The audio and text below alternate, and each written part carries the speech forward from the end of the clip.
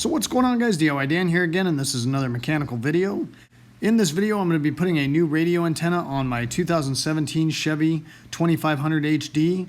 Now, the reason I did this is because the factory antenna was sticking up above the roof of the truck, and as I entered and exited my garage, it would hit the top of the opening of the garage, which got really annoying. Also, I did not want the stucco wearing out in the place where I'd pull in and out of the garage.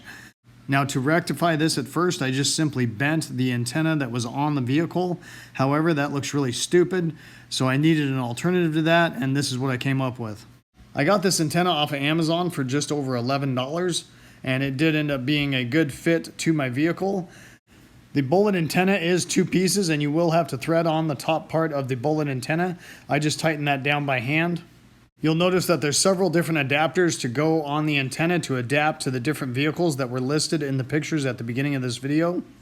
So obviously the first thing to do is just use a crescent wrench or a pair of pliers for that matter and unscrew the factory antenna on your vehicle. I just used a process of elimination and tried the several different adapters that were in the kit until I found the one that properly fit my vehicle.